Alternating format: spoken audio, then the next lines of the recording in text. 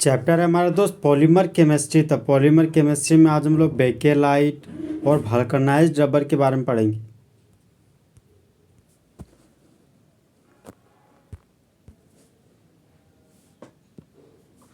Condensation polymer का दूसरा नाम है condensation polymerisation.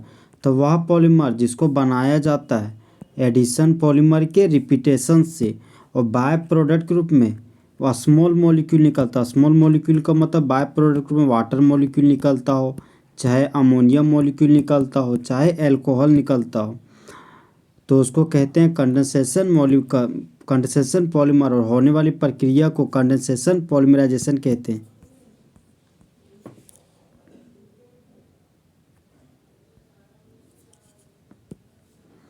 Bye functional monomers, bye का मतलब ये दो और फंक्शनल का मतलब हो गया फंक्शनल ग्रुप।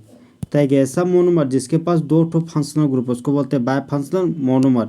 तो बाय फंक्शनल मोनोमर भाग लेता है कंडेंसेशन पॉलीमराइजेशन में। इसके एग्जांपल है नायलॉन 66, नायलॉन 6 और टेरिलिन।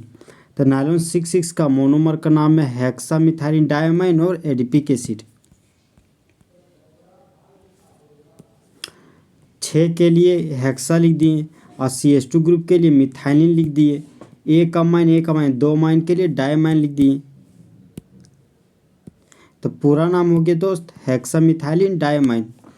4 कार्बन 5 कार्बन 6 कार्बन और ये कार्बोक्सिलिक एसिड लगा हुआ है तो इसका नाम हो गया एडिपिक एसिड। तो जब हेक्सामिथाइलिन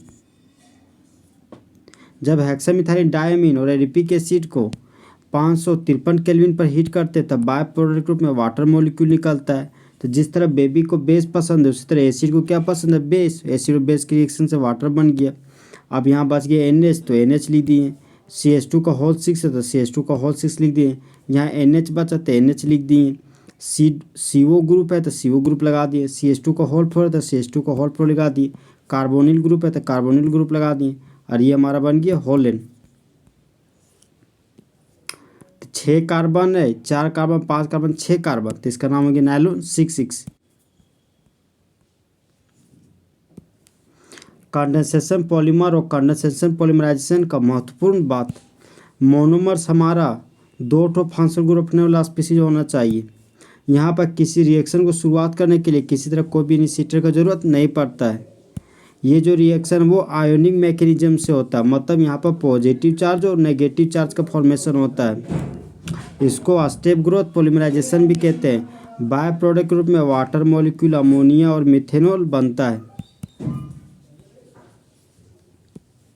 कंडेंसेशन पॉलीमर का मॉलिक्यूलर वेट नहीं होता इंटीग्रल मल्टीपल में, उसका मॉलिक्यूलर वेट मोनोमर के बराबर होता है। कंडेंसेशन पॉलीमर सामान्यतः कोपॉलीमर होता है। एक्सेप्शन में हमारा नायलॉन 66। तो एक ऐसा पॉलीमर जिसका मोनोमर डिफरेंट हो उसको बोलते हैं कोपॉलीमर। कंडेंसेशन पॉलीमर का वर्गीकरण, तो एक है हमारा पॉलीएस्टर। पॉलीएस्टर का एग्जांपल है टेरिलिन और ग्लिप्टल। दूसरा हमारा पॉलीएमाइड्स। तो पॉलीएमाइड्स का एग्जांपल है नायलॉन 66 और नायलॉन 6। फॉर्मल्डिहाइड रेजिन का जो हमारा पॉलीमर है उसका नाम है बेकेलाइट और मेलामाइन। पॉलीएस्टर एक तरह का क्या कंडेंसेशन पॉलीमर जहाँ पर ईस्टर फंक्शनल ग्रुप होता है। ईस्टर फंक्शनल ग्रुप का रिप्रेजेंटेशन है C डबल बॉन्ड O। ये हमारा हो गया ईस्टर फंक्शनल ग्रुप का रिप्रेजेंटेशन। उसी को क्या बोलते हैं, पॉलीएस्टर्स। तो पॉलीएस्टर्स हमारा है कंडेंसेशन प्रोडक्ट जहाँ पर 2 ठो कार्बोक्सिलिक एसिड और 2 ठो अल्कोहल भाग लेता है। इसका एग्जांपल है टेरिलिन और ग्लिप्टल। तो टेरिलिन का दूसरा नाम क्या है, डेक्रोन। टेरिलिन का मोनोमर का नाम है टेरिथेलिक एसिड और इथाइलिन ग्लाइकोल। ये नेचर में क्या है, कोपॉलीमर। ये किसका प्रकार है, कंडेंसेशन पॉलीमर का। तो ये देखिए दोस्त, ये हमारा बेंजीन का रिंग है, ये हमारा कार्बोक्सिलिक एसिड लगा हुआ है। कार्बोक्सिलिक एसिड के ऑर्थो पोजीशन पर एक और कार्बोक्सिलिक एसिड लग गया तो इसका नाम हो गया थैलिक एसिड। जब बेंजोइक एसिड के अल्टरनेट पोजीशन पर एक और बेंजोइक एसिड लग जाए तो उसको बोलते हैं आइसोथैलिक एसिड। जब बेंजोइक एसिड के पैरा पोजीशन पर एक और कार्बोक्सिलिक एसिड लग जाता है तो उसको बोलते हैं टेरिथेलिक एसिड। तो ये हमारा दोस्त टेरिथेलिक एसिड जिसके पास एक और एक 2 ठो कार्बोक्सिलिक एसिड है जिसको डाइकार्बोक्सिलिक एसिड बोलते हैं।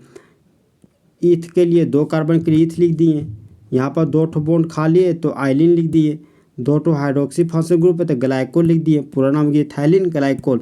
तो जिस तरह बेबी को बेस पसंद है उस तरह एसिड को बेस पसंद है, एसिड और बेस रिएक्शन से वाटर बन गया। अब यहाँ कार्बोनिल ग्रुप बचा तो कार्बोनिल ग्रुप लिख दिए, यहाँ बेंजीन करेंगे तो बेंजीन का रिंग लिख दिए, कार्बोनिल का ग्रुप है तो कार्बोनिल का ग्रुप लिख दिए, यहाँ ऑक्सीजन है तो ऑक्सीजन लिख दिए, CH2 है तो CH2 लिख दिए, फिर ऑक्सीजन है तो फिर ऑक्सीजन लिख दिए। अब ये हमारा बन गया होलेन, जिसका नाम क्या है टेरिलिन, टेरिलिन का दूसरा नाम है डेक्रोन। इसका उपयोग कपड़ा बनाने में किया जाता है, प्लास्टिक का बोतल बनाने में किया जाता है, रस्सी बनाने में किया जाता है, जाल बनाने में किया जाता है। ग्लिप्टल, तो ग्लिप्टल का मोनोमर का नाम है इथाइलिन ग्लाइकोल और थैलिक एसिड। नेचर वाइज ये क्या है हमारा कोपॉलीमर, ये टाइप किसका है कंडेंसेशन पॉलीमर का। तो इथाइलिन ग्लाइकोल का ये हो गया हमारा फॉर्मूला। देखिए दोस्तों ये हमारा बेंजीन का रिंग है, तो बेंजोइक एसिड के ऑर्थो पोजीशन पर अगर एक और कार्बोक्सिलिक एसिड लग जाए तो उसका नाम हो जाता है थैलिक एसिड। जिस तरह बेबी को बेस पसंद है उस तरह एसिड को क्या पसंद है बेस, तो एसिड और बेस के रिएक्शन से वाटर बन गया। अब यहाँ पर एक ठो ऑक्सीजन बचा तो एक ठो ऑक्सीजन लिख दिए, CH2 2 बार तो CH2 2 बार लगा दिए, फिर ऑक्सीजन का आइटम है तो ऑक्सीजन का आइटम लगा दिए, बेंजीन का रिंग है तो बेंजीन का रिंग लगा दिए, कार्बोनिल ग्रुप है तो कार्बोनिल ग्रुप लगा दिए, कार्बोनिल ग्रुप है तो कार्बोनिल ग्रुप लगा दिया, और ये बन गया हमारा होलेन। तो इसका नाम क्या है ग्लिप्टल। इसका यूज़ पेंट बनाने में किया जाता है, लिक्विड्स बनाने में किया जाता है, एस्बेस्टस बनाने में किया जाता है, सीमेंट बनाने में ग्लिप्टल का यूज होता है। पॉलीअमाइड एक तरह का क्या कंडेंसेशन पॉलीमर, जहाँ पर अमाइड ग्रुप रिपीट होता है बार बार, उसी को क्या बोलते हैं पॉलीअमाइड। पॉलीअमाइड का कंडेंसेशन प्रोडक्ट है हमारा डाइकार्बोक्सिलिक एसिड और डायमाइंस। इसका एग्जांपल है नायलॉन 66 और नायलॉन 6। नायलॉन 66 का मोनोमर का नाम है हेक्सामिथाइलिन डायमाइन और एडिपिक एसिड। नेचर वाइज ये क्या है कोपॉलीमर। इसका उपयोग सीट बनाने में करते हैं, ब्रिस्टल्स बनाने में करते हैं और ब्रश बनाने में भी किया जाता है। इसका यूज कपड़ा वाला उद्योग में भी होता है। नायलॉन 6 का दूसरा नाम क्या है परलोन एल। इसका मोनोमर का नाम है कैप्रोलेक्टम। नेचर वाइज ये क्या है होमोपॉलीमर, तो एक ऐसा पॉलीमर जिसका मोनोमर सेम हो उसको बोलते हैं होमोपॉलीमर। ये कैप्रोलेक्टम है, 1 carbon 2 carbon 3 carbon 4 carbon 5 carbon और 6 कार्बन है। और ये देखिए दोस्त ये हमारा अमाइड फंक्शनल ग्रुप लगा है। जब इसका रिएक्शन वाटर के साथ करवाते हैं तो वाटर को तोड़े तो H+ और OH माइनस में टूट गया। कार्बन और नाइट्रोजन के इलेक्ट्रोनेगेटिव वैल्यू ज़्यादा है तो नाइट्रोजन कार्बन के इलेक्ट्रॉन को छीन लिया, तो नाइट्रोजन की बूंदी पर नेगेटिव चार्ज और कार्बन की बूंदी पर पॉजिटिव चार्ज हुआ। वाटर को तोड़े तो H+ और OH माइनस हुआ। अब ये नेगेटिव इस पॉजिटिव के पास आकर जुड़ गया और ये पॉजिटिव इस नेगेटिव के आके पास जुड़ गया। तो अब ये देखिए दोस्त बन गया ये हमारा C double bond OH, 1 carbon 2 carbon 3 carbon 4 carbon 5 carbon, तो CH2 का होल 5 लिख दिए और ये बन गया NH2। तो NH2 के लिए एमिनो लिख दिए और इसका नाम क्या हो गया कैप्रोइक एसिड। पूरा नाम हो गया एमिनो कैप्रोइक एसिड। जब एमिनो कैप्रोइक एसिड का रिएक्शन 543 केल्विन के साथ करते हैं तब यहाँ से एसिड और बेस निकल जाता है, बाय प्रोडक्ट में वाटर मॉलिक्यूल बच गया। कार्बोनिल ग्रुप के लिए कार्बोनिल ग्रुप लिख दिए, CH2 का होल 5 के लिए CH2 का होल 5 लिख दिए, NH के लिए NH लिख दिए और ये हमारा क्या होल N, इसका नाम क्या है नायलॉन 6। इसका उपयोग टायर का कोड बनाने में किया जाता है, फैब्रिक्स बनाने में किया जाता है और रस्सी बनाने में किया जाता है। फॉर्मल्डिहाइड रेजिन, तो यह पॉलीमर्स है जिसमें फॉर्मल्डिहाइड का उपयोग किया जाता है मोनोमर के रूप में। इसका उदाहरण है bakelite, melamine, formaldehyde polymer. Bakelite का दूसरा नाम है फिनोल फॉर्मल्डिहाइड पॉलीमर। इसका मोनोमर का नाम है फिनोल और फॉर्मल्डिहाइड। नेचर वाइज ये क्या कोपॉलीमर, तो एक ऐसा पॉलीमर जिसका मोनोमर अलग अलग हो उसको क्या बोलते हैं कोपॉलीमर। ये फिनोल है, जब फिनोल का रिएक्शन फॉर्मल्डिहाइड के साथ करते हैं वाटर की उपस्थिति में तब ऑर्थोहाइड्रोक्सी बेंजाइल अल्कोहल प्राप्त होता है और पैराहाइड्रोक्सी बेंजाइल अल्कोहल। अब यहाँ से देखिए यहाँ से OH और यहाँ से H वाटर मॉलिक्यूल निकल गया। और ये जो हमारा बन गया उसका नाम क्या है, बेकेलाइट। तो ये एक दूसरे से जुड़ा हुआ, तो ये हमारा क्या हो गया, स्ट्रॉन्ग बेकेलाइट। यहाँ पर क्रॉस लिंकिंग बॉन्ड पाया जाता है। तो कंडेंसेशन के रूप में ऑर्थो हाइड्रोक्सी बेंजाइल एल्कोहल जो देता है लीनियर पॉलीमर, लीनियर पॉलीमर को क्या बोलते हैं, नोवोलक। ये हमारा ये हमारा 2 हाइड्रोक्सी बेंजाइल एल्कोहल है जिसका पॉलीमराइजेशन किया जाता है। तो बाय प्रोडक्ट में वाटर निकल गया। अब यहाँ से OH CH2 फिर फिनोल फिर CH2 फिर फिनोल फिर CH2 का होल है, इसको क्या बोलते हैं, नोवोलक। नोवोलक का यूज पेंट बनाने में किया जाता है। नोवोलक को गर्म करने पर फॉर्मल्डिहाइड भाग लेता है क्रॉस लिंकिंग में और बनाता है बेकेलाइट। तो जब नोवोलक प्रतिक्रिया करता है फॉर्मल्डिहाइड के साथ तो क्रॉस लिंकिंग बनाता है जिसको क्या बोलते हैं, बेकेलाइट। तो बेकेलाइट का यूज थर्मोसेटिंग पॉलीमर के रूप में करते हैं। एक ऐसा पॉलीमर जिसको हीट करने पर सेट हो जाता है उसको क्या बोलते हैं, थर्मोसेटिंग पॉलीमर। इसका उपयोग कंघी बनाने में किया जाता है, फाउंटेन पेन बनाने में किया जाता है, फोनोग्राफ रिकॉर्ड्स को बनाने में किया जाता है, इलेक्ट्रिकल स्विच को बनाने में किया जाता है, बर्तन का हैंडल को बनाने में किया जाता है बेकेलाइट का यूज। मेलामाइन फॉर्मल्डिहाइड पॉलीमर, जिसका मोनोमर का नाम है मेलामाइन और फॉर्मल्डिहाइड। ये नेचर वाइज क्या है, कोपॉलीमर। तो एक ऐसा पॉलीमर जिसको मोनोमर डिफरेंट हो उसको क्या बोलते हैं, कोपॉलीमर। तो इसका नाम है दोस्त मेलामाइन। पाई बॉन्ड क्या है यहाँ पर अल्टरनेट पोजीशन पे और 3 ठो क्या नाइट्रोजन आइटम है। NH2 ग्रुप है, फिर एक नाइट्रोजन छोड़ के फिर NH2 ग्रुप लगा दे, फिर एक नाइट्रोजन छोड़ के फिर से NH2 ग्रुप लगा दिए। तो इसका नाम क्या, मेलामाइन। तो जब मेलामाइन फॉर्मल्डिहाइड के साथ रिएक्शन कर रहा है तो NH2 ग्रुप के लिए NH2 हो गया, नाइट्रोजन के लिए नाइट्रोजन हो गया, यहाँ भी नाइट्रोजन तो नाइट्रोजन लिख दिए, यहाँ भी नाइट्रोजन तो नाइट्रोजन लिख दिए, NH2 ग्रुप के लिए NH2 ग्रुप लिख दिए। अब ये NH2 इस CH2O के साथ जुड़कर NHCH2OH बना देता है।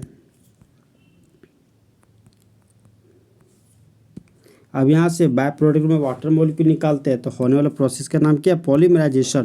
तो ये हो गया दोस्त हमारा मेन स्ट्रक्चर फॉर्मूला जिसका नाम क्या है, मेलामाइन पॉलीमर।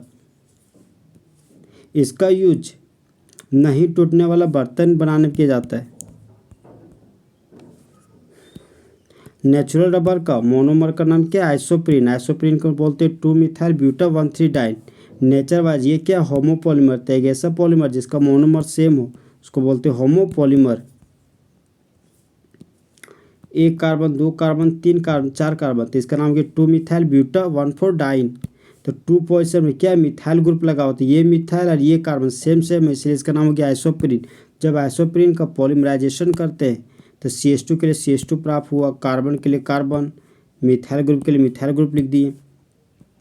यहाँ भी पाई बॉन्ड, यहाँ भी पाई बॉन्ड है। तो एक पाई बॉन्ड को तोड़ें तो 2 इलेक्ट्रॉन, फिर पाई बॉन्ड को तोड़ें तो 2 इलेक्ट्रॉन। तो ये फ्री रेडिकल मिलकर यहाँ पर क्या बना लिया, बॉन्ड। तो इसका नाम हो गया पॉलीआइसोप्रीन जिसको बोलते हैं नेचुरल रबर। नेचुरल रबर को cis-1,4 पॉलीआइसोप्रीन भी बोलते हैं। तो सिस का मतलब क्या होता है, सेम ग्रुप का सेम साइड जुड़ना, और ट्रांस का मतलब होता है सेम ग्रुप का अपोजिट साइड जुड़ना। तो 1 कार्बन 2 कार्बन 3 कार्बन 4 कार्बन, तो यहाँ 1 कार्बन है, इधर भी 1 कार्बन, तो इसको बोलते हैं सिस।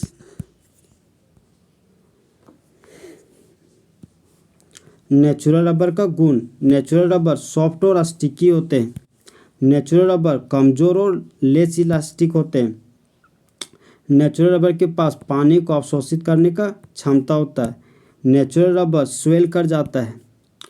नेचुरल रबर के पास सॉफ्ट होने का टेंडेंसी होता है, और यह क्या होता है, इसको नेचुरल रबर को ज़्यादा तापमान का ज़रूरत होता है।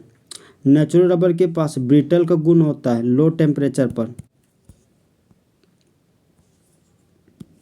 नेचुरल रबर को नहीं यूज कर सकते डायरेक्टली, तो ट्रांसफॉर्म और पॉलीआइसोप्रीन को क्या बोलते हैं, गट्टा पर्चा।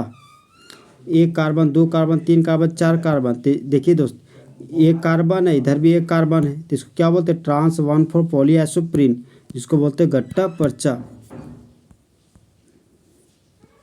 वल्कनाइज्ड रबर एक तरह का क्या प्रक्रिया है जहाँ पर नेचुरल रबर को गर्म किया जाता है और सल्फर के साथ रिएक्ट किया जाता है ताकि उसके प्रॉपर्टीज़ को सुधारा जाए, उसी को क्या बोलते हैं, वल्कनाइजेशन ऑफ रबर।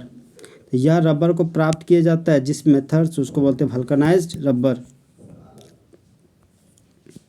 तो वल्कनाइजेशन प्रोसेस में एज फॉर्म का क्रॉस लिंक पाया जाता लॉन्ग चेन और नेचुरल रबर के बीच। देखिए दोस्तों, यहाँ पर सल्फर आइटम का लिंकिंग पाया जा रहा है, इसको बोलते हैं क्रॉस लिंक। वल्कनाइज्ड रबर का गुण, यह क्या होता है, नहीं चिपकने वाला गुण होता है। इसके पास मजबूत इलास्टिक नेचर होता है नेचुरल रबर की तरह। यह पानी को अवशोषित नहीं करता है। इसके पास इलास्टिसिटी बरकरार रहता है -40 डिग्री सेल्सियस से 100 डिग्री सेल्सियस टेम्परेचर पर। वल्कनाइज्ड रबर में 1 से 3% सल्फर का उपयोग होता है ताकि बनाया जाता है tube, gloves, door, nuts. Vulcanised rubber जब 5% यूज किया जाता है सल्फर को, तो उसकी मदद से टायर को बनाते हैं। जब वल्कनाइज्ड रबर में 30 से 40% सल्फर को यूज किया जाता है तब इबोनाइट बनाया जाता है। इसका यूज, ये बहुत ही कठोर होता है और नहीं इलास्टिक कैरेक्टर होता है इसके पास। इसका यूज कॉम्स बनाने में किया जाता है और बटन्स बनाने में भी किया जाता है। बायोडिग्रेडेबल पॉलीमर, एक ऐसा पॉलीमर जो तोड़ देता हो बायो ऑर्गेनिज्म, उसको क्या बोलते हैं, माइक्रो ऑर्गेनिज्म। एक ऐसा पॉलीमर जो माइक्रो ऑर्गेनिज्म तोड़ देता है उसको बोलते हैं बायोडिग्रेडेबल पॉलीमर। तो बायोडिग्रेडेबल पॉलीमर तोड़ देता है माइक्रो ऑर्गेनिज्म सूटेबल पीरियड की मदद से, उसको बोलते हैं बायोडिग्रेडेबल पॉलीमर। बायोडिग्रेडेबल पॉलीमर को तोड़ा जाता है प्रोडक्ट के रूप में और वह नहीं उत्पन्न करता है पॉल्यूशन। तो बायोडिग्रेडेबल पॉलीमर का उदाहरण, एक है हमारा पॉलीबीटा हाइड्रोक्सी ब्यूटारेट, एक है कोबीटा हाइड्रोक्सी वेलेरेट। इसका मोनोमर का नाम है बीटा हाइड्रोक्सी ब्यूटारिक एसिड और beta hydroxy valeric acid. Nature वाजिया क्या, कोपॉलीमर। एक ऐसा पॉलीमर जिसका मोनोमर डिफरेंट उसको बोलते हैं कोपॉलीमर। तो बीटा हाइड्रोक्सी ब्यूटारिक एसिड और बीटा हाइड्रोक्सी वेलेरिक एसिड, तो यहाँ से एसिड और बेस के रिएक्शन से क्या बन गया, वाटर मॉलिक्यूल। अब यहाँ पर एक ठो ऑक्सीजन बचा, CH के ऊपर CH3 तो CH के ऊपर CH3 लगा दिए, CH2 ग्रुप के लिए CH2 ग्रुप लिख दिए, COO के लिए COO लिख दिए, ऑक्सीजन के लिए ऑक्सीजन लिख दिए, CH2 के लिए CH2 लिख दिए, CH2 के लिए CH2 लिख दिए और CO ग्रुप के लिए CO ग्रुप का होलेन लिख दिए। तो कार्बोक्सिलिक एसिड जुड़ा कार्बन अल्फा कार्बन, अल्फा के बगल वाला कार्बन बीटा कार्बन, तो बीटा पर क्या हाइड्रोक्सी ग्रुप लगा हुआ है तो बीटा हाइड्रोक्सी लिख दिए। 1 कार्बन 2 कार्बन 3 कार्बन और 2 5 कार्बन, तो 5 कार्बन के लिए वेलेरिक एसिड लिख दिए। देखिए दोस्त, बीटा पोजिशन पर हाइड्रोक्सी ग्रुप लगा तो बीटा हाइड्रोक्सी लिख दिए। 1 कार्बन 2 कार्बन 3 कार्बन 4 कार्बन के लिए ब्यूटारिक एसिड लिख दिए। पूरा नाम हो गया बीटा हाइड्रोक्सी ब्यूटारिक एसिड। इसका उपयोग पॉलिस्टर बनाने में किया जाता है। इसका उपयोग पैकेजिंग में होता है, ऑर्थोपेडिक डिवाइसेस में भी होता है ताकि वह कंट्रोल कर सके ड्रग्स को। नायलॉन 2 और नायलॉन 6 का मोनोमर का नाम है ग्लाइसिन और amino caproic acid. Nature wise ये क्या है, कोपॉलीमर। एक तरफ कार्बोक्सिलिक एसिड है, दूसरी तरफ क्या, अमाइन फंक्शनल ग्रुप और CH2 ग्रुप से जुड़ा हुआ है तो इसको बोलते हैं ग्लाइसिन। NH2 के अमीनो बोलते हैं। 5 और 6 कार्बन के लिए कैप्रोइक एसिड हो गया। यहाँ से बाय प्रोडक्ट रूप में वाटर मॉलिक्यूल निकल गया, क्योंकि जिस तरह बेबी को बेस पसंद है उसी तरह एसिड को बेस पसंद है, तो बाय प्रोडक्ट रूप में वाटर मॉलिक्यूल निकल गया। NH ग्रुप के लिए NH ग्रुप लिख दिए, CH2 ग्रुप के लिए CH2 ग्रुप लिख दिए, कार्बोनिल ग्रुप के लिए कार्बोनिल ग्रुप लिख दिए और NH के लिए NH लिख दिए। CH2 के होल 5 के लिए CH2 को होल 5 लिख दिए, कार्बोनिल ग्रुप के लिए कार्बोनिल ग्रुप लिख दिया और होल N बचा। इसका नाम है नायलॉन 2 और नायलॉन 6। बोनाइन और बोनाइस में डिफरेंस, तो बोनाइन एक तरह का नाइट्राइल ब्यूटाडाइन रबर है और बोनाइस एक तरह का स्टायरिन ब्यूटाडाइन रबर है। इसका मोनोमर का नाम है ब्यूटा 1,3 डाइन और एक्राइलोनाइट्राइल। इसके मोनोमर का नाम है ब्यूटा 1,3 डाइन और स्टायरिन। इसका रिपीटिंग यूनिट है ये और इसका रिपीटिंग यूनिट है ये। इसका उपयोग ऑयल को सील करने में किया जाता है और टैंक लाइनिंग में किया जाता है। इसका उपयोग फुटवियर और ऑटो टायर्स के रूप में किया जाता है। पॉलीएस्टर और पॉलीमाइड में डिफरेंस, यहाँ पर ईस्टर ग्रुप पाया जाता है और यहाँ पर अमाइड ग्रुप पाया जाता है। यह एक तरह का कोपॉलीमर है जहाँ पर 2 ठो कार्बोक्सिलिक एसिड होता है, 2 ठो एल्कोहल फंक्शनल ग्रुप।